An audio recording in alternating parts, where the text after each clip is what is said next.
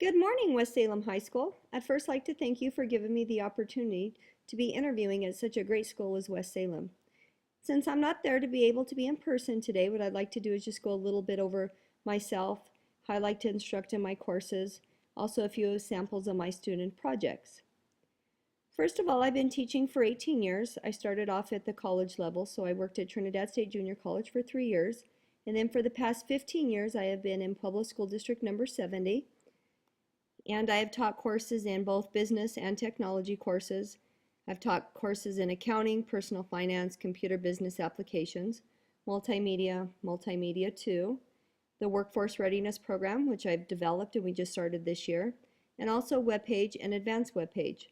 I have here on the screen the school website that I've created. I used WordPress. I am the school webmaster, so I do take care of everything on the web page. I'm also the department chair for the Business and Technology Department. We do have 7 people in our department. It is a rather large department. We have all the way from the marketing to the digital art classes to all the technology courses to the woodworking courses, which we just approved a bond issue, which we just started this semester. So that is a new CTE program that we do have at the high school. I'm also very familiar with both the Mac and Windows platforms. Our students have the one-to-one laptop district initiative, so each student in the high school does have their own MacBook Air. However, in my classrooms they do use the Dell desktops. I've also have a great deal amount of CT experience. I've helped out with the director with anything that we've had to do with CTE in the past. What I like to use in my courses is Moodle, and Moodle is just an open source learning management system, and they also do have a free version out there, so if I was lucky enough and fortunate enough to come to West Salem High School, I'd still like to be able to continue to use this. If you could see here, we have all our business courses signed up. We have an IB management course, to the marketing leadership courses, to the personal finance courses, to our accounting courses.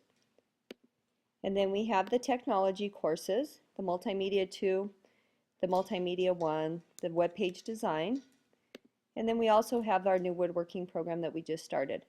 So in my courses, since I teach the Multimedia 1, the Multimedia 2, and the Multimedia 3, which is our workforce course now, I'd like to just go in and kind of show you how I like to set up my classroom. So for example, in my Multimedia 1 course, you'll notice that I have everything listed on here from my course syllabus all the way down to everything that we're going to be working on in my class for the semester.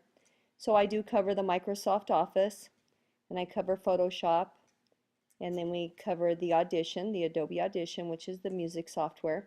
And we touch on the InDesign, and then we do the Premiere, the video editing software. So we get a lot actually accomplished in the 9 weeks of my courses. And what I like to do, and I do this for every one of my lessons that I do in class, what I do is I'll go over the lesson with my students, and then I also have the lesson recorded, so if the students need to go back, rewatch it, or if they've been absent, or if they need to go down to the ESS room and work on it a little bit later in their case hour, then they're able to do that. So I always like to list all my objectives, what I have for my students, and then I like to give just a little snapshot of what it's going to look like. And then I have the tutorial video that I've created, like I said, on every single one of my lessons. So then I just walk it by step through step with my students how we're going to create it, and I'll show them the process. And then I have the assignment file, and then the students are able to go in and do the assignment file. And then all my students in my courses that are enrolled in my courses able to just go it up and submit them. I haven't printed in ages in my classroom. It's almost like a thing of the past because everything is just submitted directly to me on here on Moodle. So I do like to use Moodle. I think it's a great free resource out there for the teachers. It's also good for the students. If they have internet access outside of the school, they are able to get it, especially if they're absent or if they're sick, or if they do need to work on an extra long assignment, or if they need to go back and rewatch one of my videos. And then after the Microsoft Office, we go ahead and we go into the Photoshop. And with our Photoshop, we do like to do a NYP project. We're an NYP IB school, so we do touch a lot on the Photoshop part. We use the 6 criterion technology standards for our NYP project, and those 6 NYP criterions are very similar to Wicker for the Avid. I do like to incorporate Avid into my courses. My husband's trained at Avid, so everything that he's learned he's basically shared with me. So I've been able to bring it back into my classroom, which has helped a great amount. So then after that, then they just go on in and they have the Premiere and the video editing. And then the students would be able to go on to my next course, which is the Multimedia 2 course. And then we have our Workforce Readiness course. In our Workforce Readiness, I just started it, like I said, for this year for District 70. And all of my students are having to set up a project or they have to work in our school store. So we have our school store here. And I'll just show you just a small little video of our school store. How may I help you? Can I just get some Skittles? So that could be one of the students' projects. Maybe they want to take an interest in working in the business sector of it. And I've also seen at West that you guys have the maps, and that is awesome. I think that's great that the students have that ability to be able to do that. Something that I'd be loving to be able to work with somebody with on that and be able to learn and collaborate with somebody in the department if I get that opportunity. So then my students have to come up and they have to do their resume. And what I have my students do on their resume is they have to list everything they've had to go in. They've had to create their own web page. So you'll see here, this kid actually has his own little business outside of school now. It's called Computer and Tech Solutions. He's one of our ER students that works down in the ER. Since we do have the one-to-one laptop initiative, he does work in there. He's also taken my Multimedia 3 class, the Workforce Readiness. He's taken my Windows classes and all my web page courses. So it just talks a little bit about it, his services. He also has came in, put in some little videos on there, just kind of like I do in my classes for his little business, which is pretty cool. And then they need to go in, my students, and they talk a little bit about themselves, how they could help the community out, how they're going to be able to work on their project. And then they have to list all the projects that they're doing. So like I said, they either have the choice where they could work in our school store, or we could have them go into like the latest projects here with this kid. He's doing actually a Pueblo programming coding for the community. It's every Wednesday night.